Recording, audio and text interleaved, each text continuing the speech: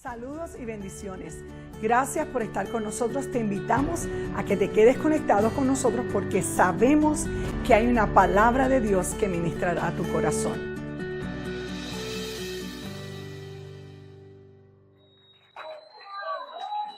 Muchas veces condicionamos nuestra sonrisa y nuestro gozo dependiendo de las circunstancias que vivamos. Pero la realidad de que el fuente del gozo nuestro y del disfrute de la vida es tener al Señor Jesucristo en nuestros corazones. Aleluya. Pueden llamarnos que el trabajo se acabó. Puede la enfermedad venir. Pueden las situaciones económicas ponerse peores. Puede haber una crisis en tu familia. Pero la realidad que permanece vigente, no importa lo que tú estés atravesando, es que Jesucristo y nuestro Dios sigue sentado en el trono. Aleluya, en control de todas las situaciones. Dios está en control. Dios sabe lo que Él está haciendo.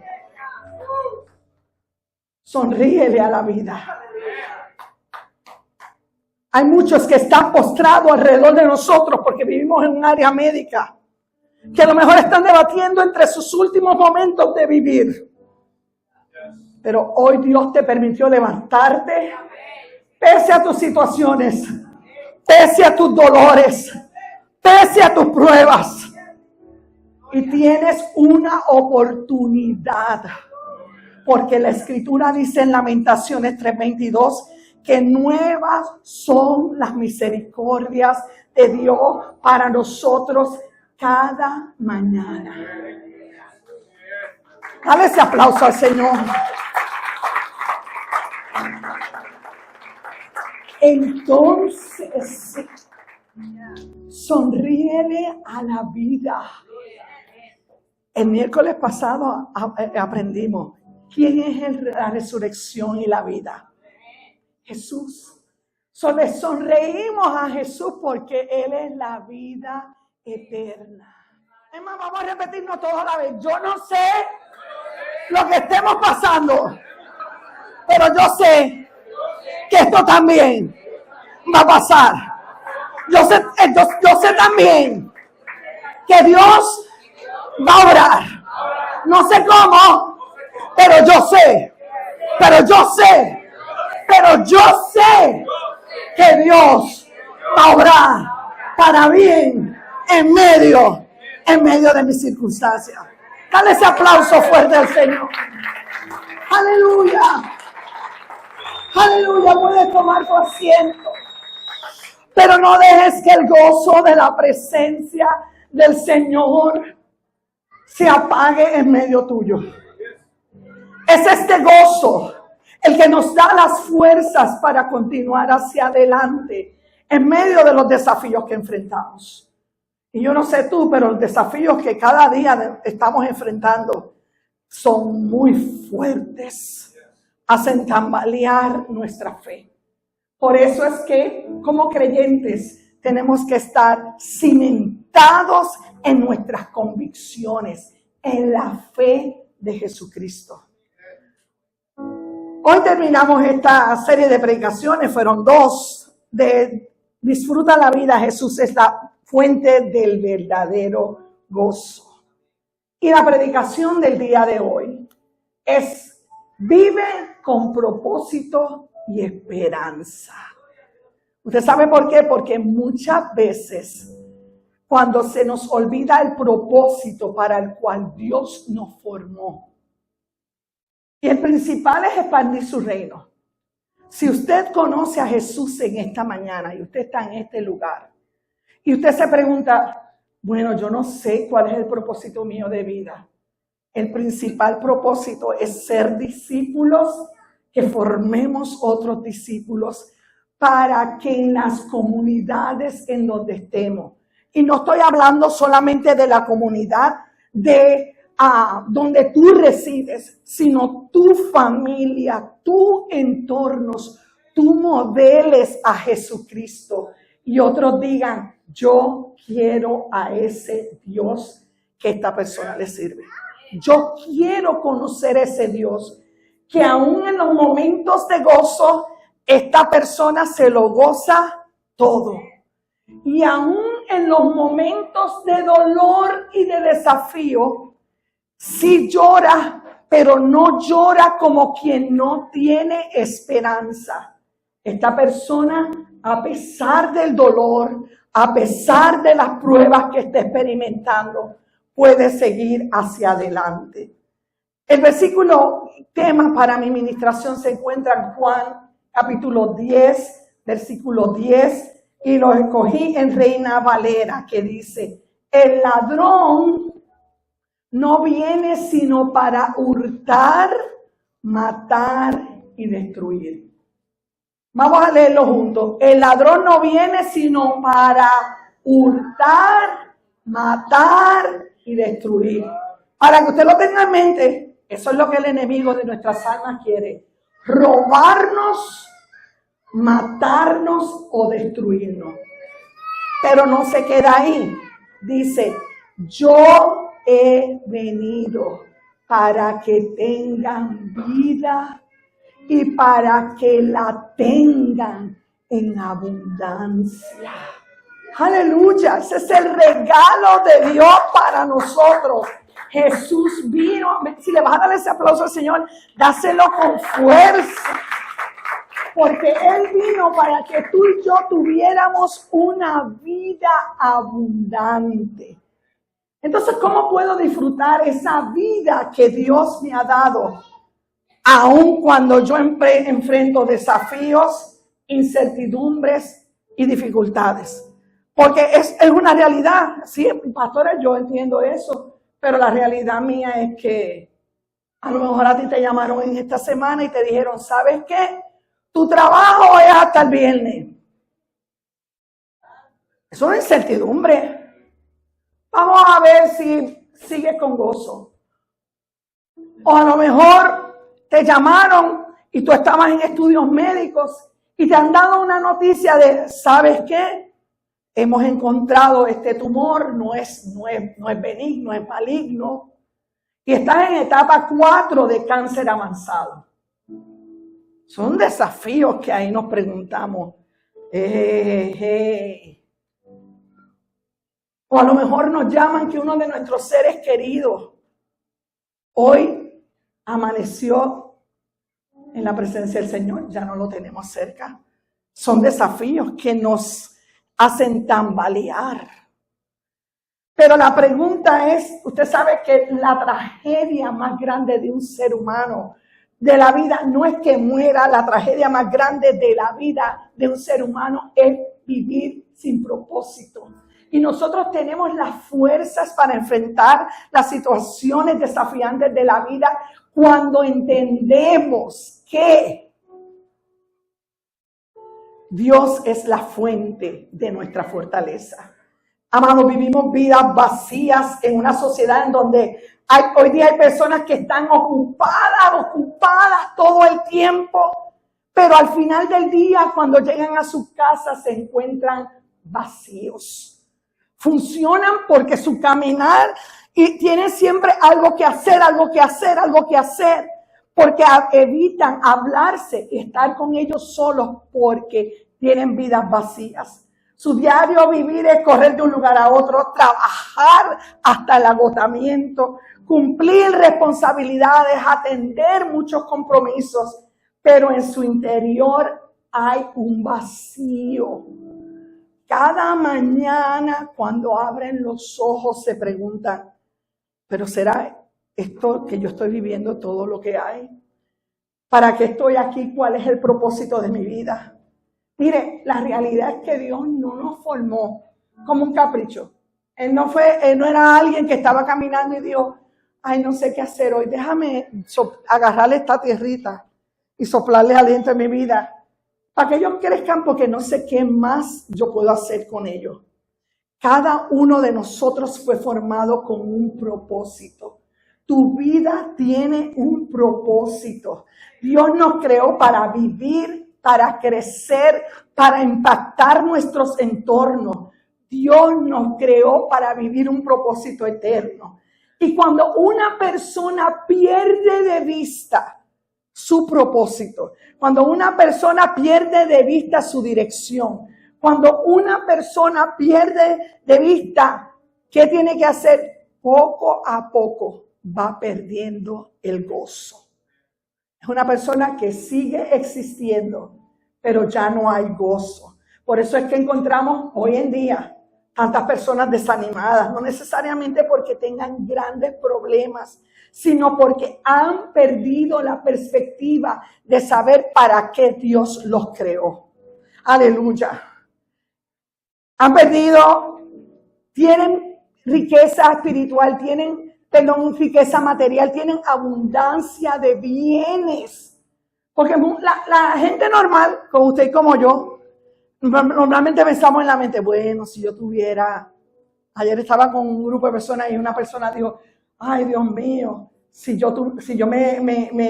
dieran $500,000, yo le dije, muchachos, hoy en día $500,000 no da para nada. Las taxas que le tienes que pagar al gobierno y si eres cristiano tienes que dar tu diezmo, o sea, pide más de $1,000,000. $500,000 no da, $500,000. Porque nosotros pensamos en nuestra perspectiva como seres humanos, los de la clase media, bueno, si yo tuviera más dinero, yo sería feliz, o si yo tuviera esta casa, si yo lograra esto. Pero déjeme decirle que hay personas que tienen mucho dinero, tienen todas las posibilidades y son personas que están, muchos de ellos vacías, porque no tienen un propósito de vida. Porque una vida con dirección, una vida con propósito es lo que nos da una vida de esperanza.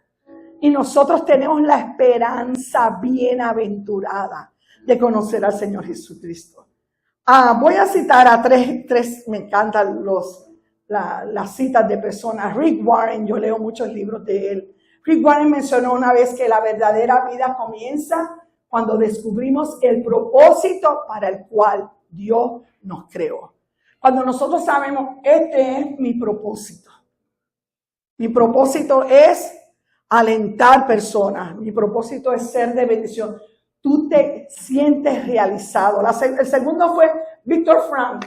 Víctor Frank fue uno de las personas que estuvo y salió de cuando los judíos, la matanza grande, y él fue un psicólogo, un psiquiatra muy conocido, y él dice que quien tiene un porqué para vivir puede soportar casi cualquier, puse como es cosa, puede soportar. Mire, cuando usted tiene un propósito de vida y se enfrenta ante desafíos, usted dice, yo no me voy a rendir, porque el ejemplo más grande es los padres de familia, o los padres o madres solteras, que vienen los desafíos y tú dices, no, yo tengo ahí 2 o 3 que están detrás de mí, y yo voy a echar para adelante no importa qué.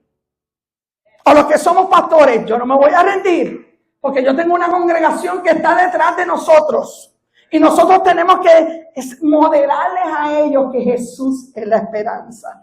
Y el último que hace poquito lo pusieron, que fue Billy Graham. Billy Graham mencionó que la mayor tragedia no es morir, sino vivir sin propósito.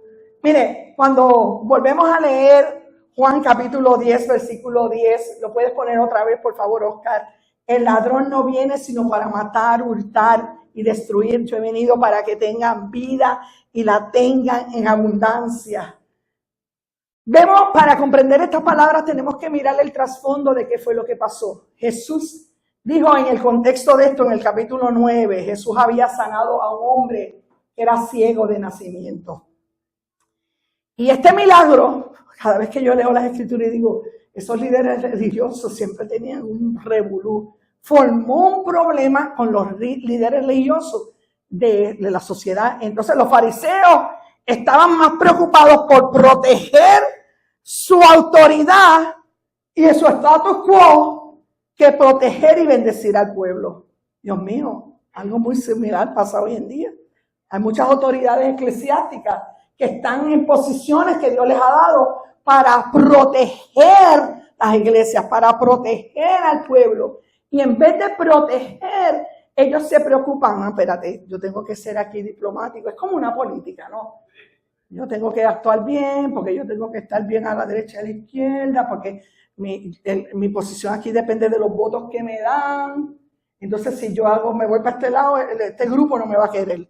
Y si yo me voy para este lado, este otro grupo no me va a querer. Así que en el medio, porque lo que hacemos es cuidar nuestro status quo, o sea, mi autoridad, mi posición.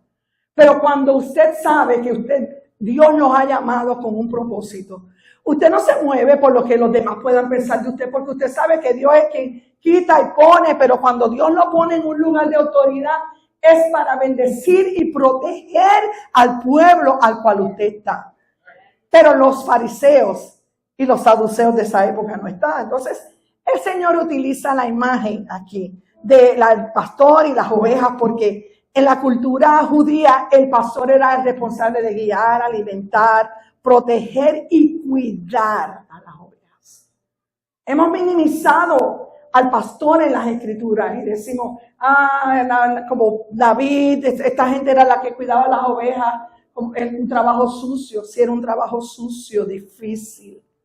Pero él tenía la responsabilidad de que lo que alimentaba a la familia, él tenía que protegerlo, cuidarlo, defenderlo.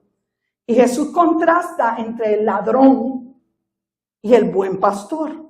El ladrón destruye, pero el pastor da vida.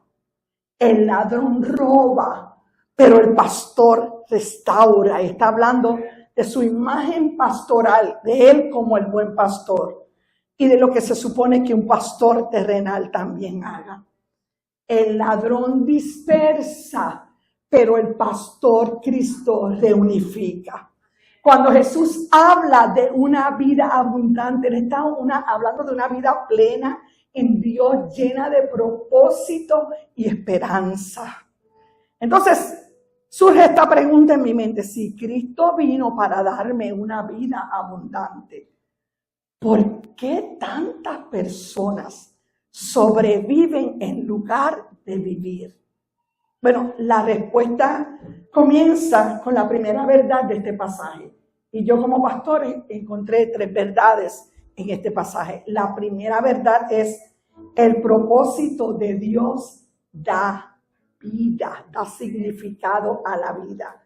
Efesios capítulo 2, versículo 10, uno de mis versículos preferidos en Reina Valera, dice: porque somos hechura suya, creados en Cristo Jesús para buenas obras, las cuales Dios preparó de antemano para que anduviésemos en ellas. Y no está hablando de predestinación.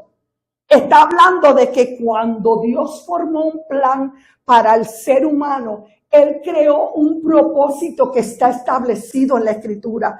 Él creó una guía de comportamiento. Él creó una manera de vivir que si nosotros nos ajustamos a las verdades de la palabra del Señor, vamos a poder caminar por ellas y vamos a poder disfrutar en abundancia lo que el Señor tiene para nosotros. Mire, hay 2 personas que yo quiero conocer cuando llegue al cielo. Cuando me hagan pasar por el checkpoint celestial, lo primero que voy a preguntar: ¿dónde está la casita mía?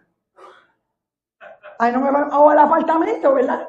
No sabemos dónde está mi apartamento. Y después, ¿dónde vive Isaías? Isaías es uno de los escritores, de los profetas que más ha ministrado a mi vida. Isaías tiene las porciones, pero el segundo es Pablo, porque sufrió una enfermedad que no sabemos qué es. Se cree, unos teólogos creen que fue alguna infección o un problema en la vista, no sabemos porque no sabemos, pero fue una enfermedad que lo hizo jamaquear. Por eso es que cuando ya él no podía más, el Señor le dijo: bástate en mi gracia. Porque mi poder se perfecciona ahí en medio de esa debilidad, en medio de ese dolor, en medio de esa prueba, en medio de lo que tú crees que no te permite ayudar. Dios, si tú te bastas en la gracia de Dios como con Pablo, el poder de Dios se manifiesta. Pero muchas de las cartas de Pablo, que eran de exhortación y de gozo, animando a la iglesia, las escribió en medio de estar encarcelado. Y esta porción, ¿verdad? La carta de Efesios fue escrita por Pablo mientras estaba preso en Roma. En los primeros capítulos él explica cómo somos salvos por gracia. Luego enseña que la salvación no termina cuando usted y yo conocemos a Cristo. Porque muchos de nosotros creemos, bueno, acepté a Cristo como mi Salvador, ahí se acabó la salvación. No, la salvación nos introduce a una nueva misión. Pablo utiliza la palabra hechura, que en el idioma original es, tú eres la obra maestra de Dios. ¿A que se te suba la autoestima? Ay, yo no sé. Eres, dice en el original, que eres la obra maestra de Dios. Díselo a tu vecino, tú eres la obra maestra de Dios. Tú eres la obra maestra de Dios.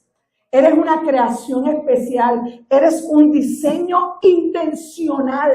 Dios nos diseñó a cada uno de nosotros intencionalmente en el vientre de nuestra madre. Gloria al nombre del Señor.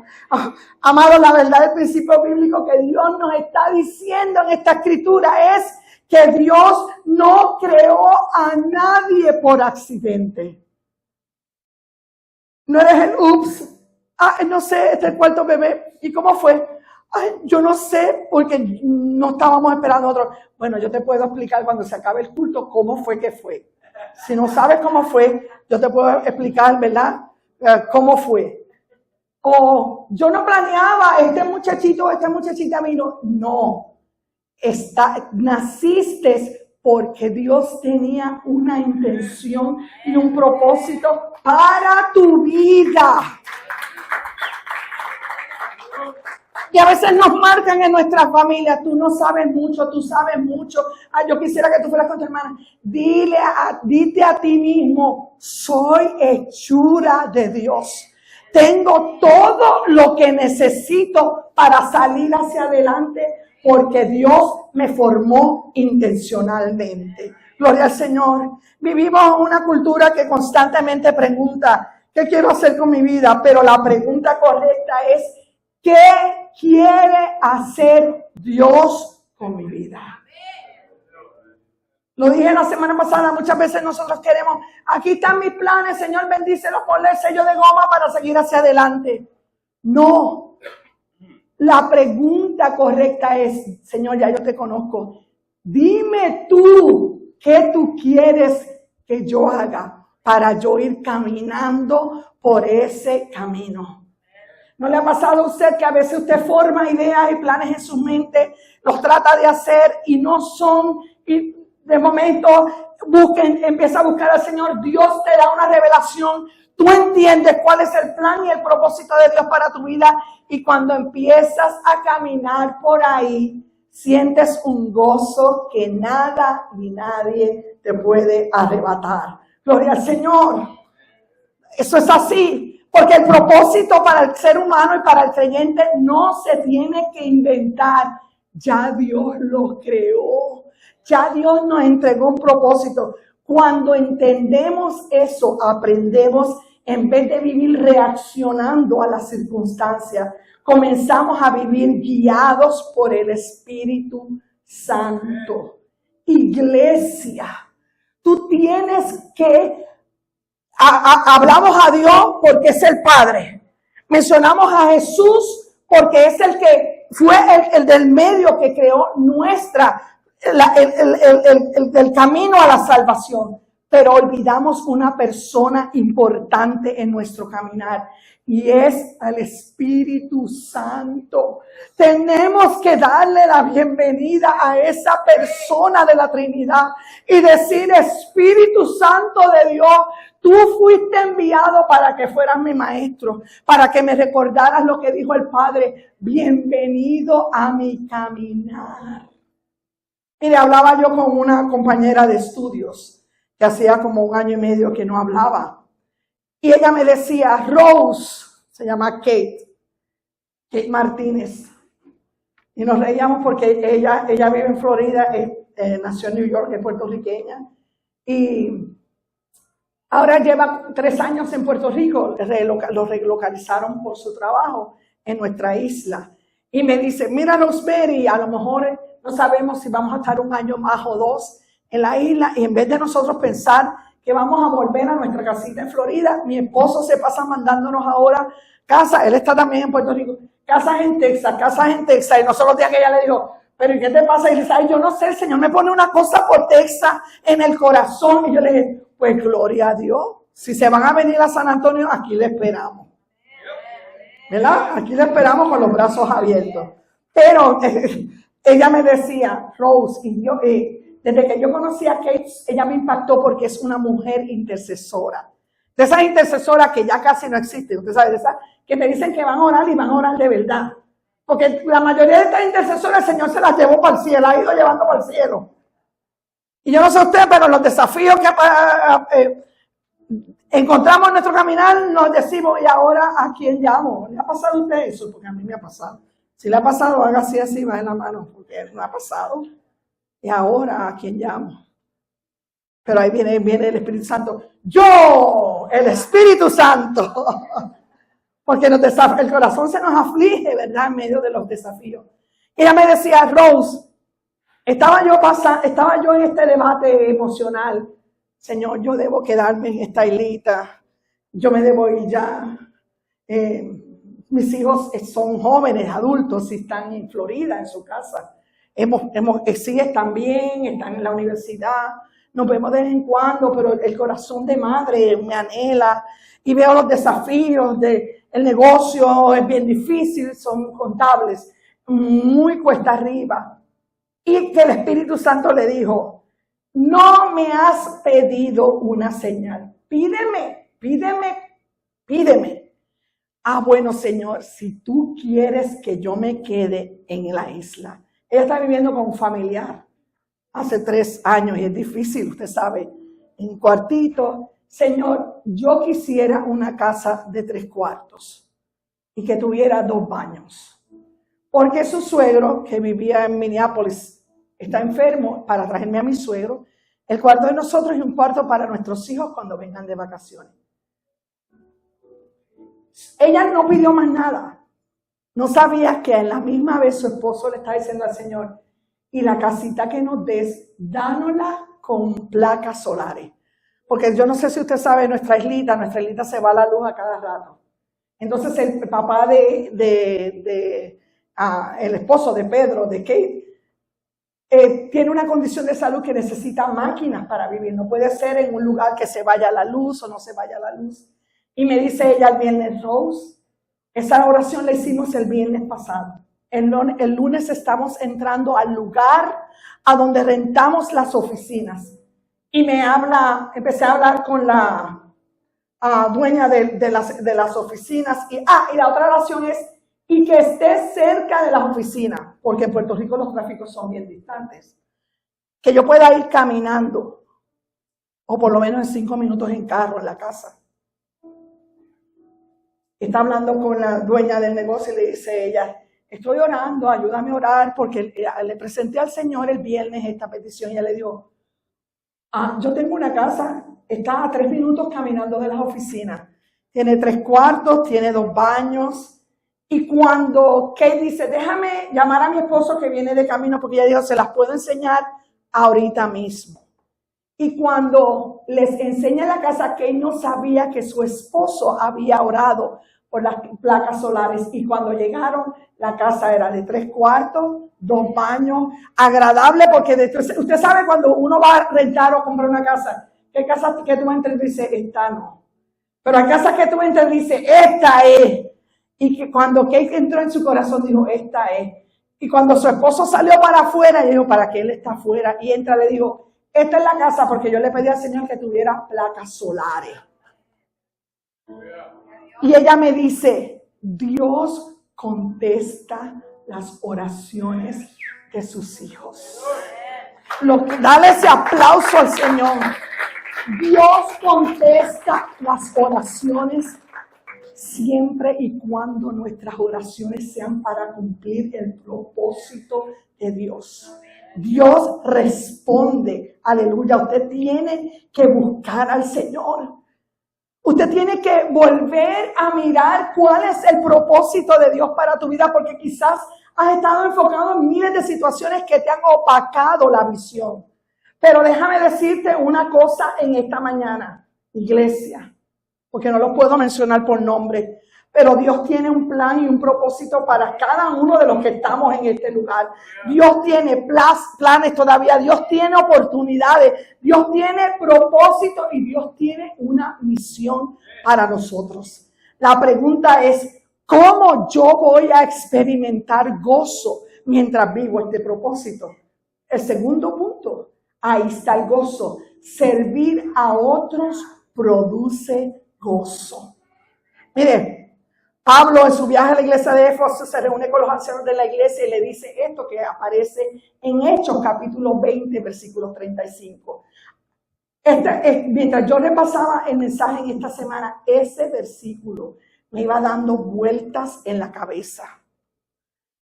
El viernes Ricardo y yo hablamos de ese versículo. Yo me levanté en la madrugada de ayer y tuve que desarrollar un sermón sobre ese versículo que ojalá el Señor me permita en julio predicarlo. Dice, en todo os he enseñado que trabajando así se deben ayudar a los necesitados y recordar las palabras del Señor Jesús que dijo, más bienaventurado es dar. Dígalo conmigo, más bienaventurado es. Más bienaventurado es. Mire, en la Nueva Traducción Viviente dice, hay más bendición en dar que recibir. O sea, yo me pregunto, si lo sabemos, ¿por qué entonces no damos? Y no estoy hablando solamente de lo económico, porque usted está llamado a dar de sus finanzas para la expansión del reino, para que haya alimento en la casa. Pero no damos nuestro tiempo. No damos, nos restringido. La palabra, Jesús recuerda una enseñanza aquí tremenda. La palabra bienaventurado significa que tú eres dichoso, que vas a ser plenamente satisfecho y que va a haber un gozo sobrenatural cuando tú das más que recibir. Es bueno recibir. ¿A cuánto no nos gusta recibir? ¿A poco no? A todos nos gusta recibir. Pero hay mayor bendición. Es un gozo que no podemos describir. Usted lo ha tenido que experimentar cuando usted ha dado. Es una sensación de alegría en el corazón. Esta verdad bíblica contrasta con la cultura que vivimos, porque la cultura que vivimos hoy en día dice, no, tú piensa primero en ti. Primero tus frijoles, los demás que se resuelvan. Y hemos metido esa cultura dentro de la iglesia, creando una contracultura que está apartada de las verdades bíblicas. Otra de las cosas es que busca tu propio interés. Los demás no es busca tu propia felicidad. Pero la cultura del Señor nos enseña, es diferente, que el gozo crece cuando dejamos de vivir para nosotros mismos y pensamos en cómo podemos ser de bendición y ayuda a los demás. Eso es bíblico. En la comunidad hay bendición. Pero la iglesia sigue persistiendo en vivir de acuerdo a la cultura que se enseñó. No, tú allá con el Señor y a nadie le digas las cosas. Sí, hay momentos que eres tú con Dios, orándole al Señor. Pero la realidad es que cuando vivimos en comunidades sanas, cuando tenemos un círculo de amigos y de hermanos, podemos echar hacia adelante. ¿Cuántas veces yo he escuchado testimonios en la iglesia de personas que dicen, yo estaba desanimado, yo tenía esta situación en mi mente, pero yo he podido seguir hacia adelante porque hay un círculo de personas, ese grupo de amigos que te apoyan y te dicen, mira, todo va a estar bien, o que a veces se sacan de sus finanzas y dicen, tú estás apretado, pero lo mío lo podemos compartir en dos y tú vas a poder seguir hacia adelante. ¡Ánimo! Por eso la iglesia del principio lo hacía. Era tanta su satisfacción, vivían en medio de desafíos tan grandes que aprendieron, ellos sí lo vendían todo para que las necesidades de la iglesia, de los hermanos en la fe, fueran cubiertas. Y yo no te estoy diciendo, pastora, va a traer un mensaje de dar. No, en otro momento vamos a hablar, porque la iglesia no habla de dar y eso es importante. Las finanzas son mencionadas, lo económico es mencionado en la Biblia un montón de veces. Nosotros somos los que creamos una teología, no, que esto no se debe hacer. Sí, porque nuestro todo le pertenece a Dios. Pero yo estoy hablando aquí de la importancia de vivir en comunidad, de que el gozo, mire, cuando yo caso una pareja, en medio de mi ceremonia, hay una expresión que yo le digo a los novios y les digo siempre, mire, cuando uno se casa, porque yo voy a cumplir 46 años casada, yo no me acuerdo de nada más que cuando el pastor dijo, los declaro marido y mujer, puede besar a su novia. Y me dio un beso con Ricky. Porque usted sabe que en ese momento uno está, ay, la ceremonia, el vestido, me aprietan los zapatos. Usted sabe, usted está pensando en 1000 cosas. Y yo le digo a mi pareja, se te puede olvidar todo lo de la ceremonia. Pero hay algo que yo quiero que tú recuerdes. La importancia de caminar en común acuerdo los dos. Porque el gozo crece y se multiplica cuando se comparte. Y las tristezas se reducen cuando son compartidas en dos. No es lo mismo llevar uno una sola carga que dividir la carga entre dos. Porque entra la perspectiva de tu compañero. Usted sabe que hay momentos de nuestra relación que estamos fuertes y nuestro compañero está débil y nosotros podemos infundirle una palabra de aliento. Pero hay momentos que los momentos de tristeza nos toca a nosotros y ahí está nuestro compañero para decirle, Dios no nos ha abandonado, así como Dios estuvo en el pasado, Dios va a estar en el presente, Dios no cambia, Dios es el mismo ayer, hoy y por siempre. Y así usted tiene que buscar un círculo de amigos y amigas que no le resten, que le multipliquen, que le levanten, que le animen, que le ayuden a mirar la vida con una perspectiva diferente. Y esas comunidades se dan dentro de la iglesia. Gloria al nombre del Señor. Y vamos entonces al tercer propósito.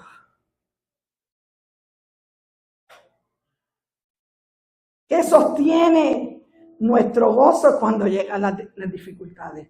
La esperanza en Cristo sostiene nuestro gozo.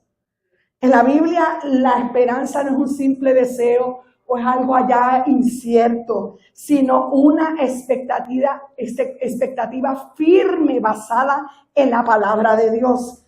Es la certeza dentro de nosotros de que Dios va a cumplir cada una de las promesas que Él ha establecido.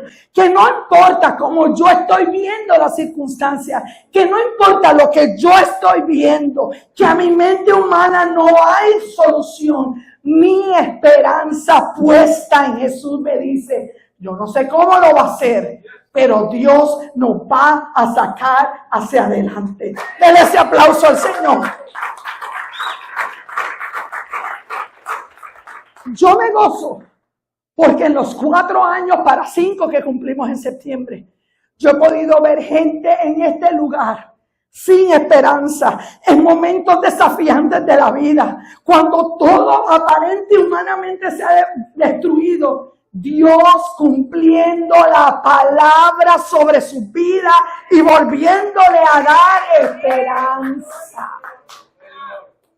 Por eso es que la vida en comunidad hace falta. Por eso es que los testimonios hacen falta. Porque en los momentos de pruebas míos, cuando yo escucho que Dios estuvo en la situación de mi hermano, de mi hermana, y uno dice, ay Señor, pero eso es lo que yo estoy viviendo. Te alienta el corazón para decirte, Dios lo puede hacer contigo también. Dios lo puede hacer contigo también. Juan 16:22 nos dice, también vosotros ahora tenéis tristeza. Jesús era tan buen amigo. Porque esto fue dicho en medio de la última cena. Horas antes de él ser crucificado. Faltaban unas poquitas horas para que lo arrestaran. Los discípulos estaban confundidos y no sabían qué iba a pasar, no comprendían la situación. Pronto enfrentarían que su maestro, por el cual caminaron por 3 años, iba a morir en la cruz, que era algo feísimo para la cultura. Iban a sufrir persecución, iban a ser dispersados. Había incertidumbre. Sin embargo, en este versículo Jesús les ofrece algo extraordinario, un gozo que nadie podría quitarle. Mírenlo conmigo, le dice, también vosotros ahora tenéis tristeza, valida lo que estaban pasando. Pero él le dice, pero yo lo voy a volver a ver. Y se gozará vuestro corazón y nadie os quitará vuestro gozo. Dilo conmigo, nadie nos va a quitar el gozo. ¿Por qué? Porque sabía que aunque él iba a morir, a los 3 días él iba a resucitar. Y ellos lo volverían a ver otra vez. Y sabrían, les recordaría, porque estuvo varios días después de resucitado, que él iba a estar sentado a la diestra del Padre. Usted sabe que, es que yo tengo que llorar. Usted sabe qué privilegio usted y yo tenemos. Que tenemos un abogado defensor que está sentado a la diestra de Dios. A la diestra del Dios santo y justo. Que cuando su santidad dice, ya me cansé. Ya no puedo más con esta mujer o con este hombre. Jesús le dice, un momento, se para al frente. Yo morí por él, yo morí por ella. Mi sangre les cubre de pecado y de culpa. Y la bendición y la bondad de Dios se extiende para nosotros. ¿Cómo no tenemos que amar y servir a un Dios tan maravilloso? Si usted y yo estábamos destinados para la muerte, para un castigo eterno. Y Él nos ha entregado vida eterna desde el momento en que dijimos, sí, Jesús, te acepto como mi Señor y Salvador. Disfruta la vida en el Señor. Porque Jesús no nos prometió ausencia de dolor. Muchos de nosotros estamos en este lugar experimentando pruebas y desafíos que pensábamos, yo no, a esta edad, salud, yo no iba a vivir este desafío. Ya yo me gradué de ese desafío, porque nosotros creemos que la escuela es como, que el caminar cristiano es como una graduación. Que tú pasas por una prueba y dices, ya saqué, la saqué B, ahora saqué A y no la voy a repetir. Cuidado. Hay momentos en que vuelves a caminar por ahí. Hay momentos donde tu cuerpo te duele completamente, en desafíos físicos. Hay momentos que hay desafíos emocionales. No sabes qué hacer. Tienes situaciones que te dan vuelta una y otra vez en tu cabeza, una y otra vez. Mire, Dios no prometió una vida de ausencia de dolor. Dios prometió una esperanza superior al dolor. La esperanza cristiana no está basada en vivir una experiencia o basada en las circunstancias. Yo tengo gozo mientras las cosas me estén bien. No, mi esperanza está basada en la realidad de que nadie me va a quitar el gozo si mi fe está puesta en el Señor Jesucristo. Gloria al nombre del Señor. Por eso nuestra esperanza permanece, porque Cristo permanece para siempre. Le hablaba yo en esta semana este versículo a varias personas y no sabía que yo me lo he tenido que repetir desde el martes para acá. Muchas veces. Lunes y martes estuve aconsejando personas. Y martes en la tarde este versículo ha sido mi norte. Hebreos 12:2, Reina Valera dice, puestos los ojos en Jesús, el autor y consumador de la fe, el cual por el gozo puesto delante de él sufrió la cruz, menospreciando el oprobio, y se sentó a la diestra del trono de Dios. Mire, el escritor de Hebreos está animando a una iglesia, a un cuerpo de creyentes que estaban cansados, que estaban siendo perseguidos por el imperio romano. Y les recuerda, hey, Cristo aguantó y soportó la cruz. Cuando tú crees que en medio de tus circunstancias tú no puedes más, no niegues la realidad. Humanamente no podemos más. Pero entonces, en vez de bajar nuestra mirada y mirar las circunstancias que tenemos a nuestro alrededor, volteamos la mirada a la cruz. Como dice el autor, vueltos los ojos en Jesús, el autor y el consumidor de nuestra fe. Él vio la victoria, Él vio la redención y Él vio la esperanza. Por eso cuando nosotros volteamos nuestra mirada al cielo, miramos lo que el Señor miró. Mira, amado, la fe te permite vivir más allá de lo que tú estás mirando en el presente. Por eso es que tú tienes que cultivar la fe. Otros te podemos alentar para tener fe. Pero hay un momento de vida que tú necesitas anclar tu fe y tu convicción en quién es Dios. La fe nos permite ir más allá de las dificultades.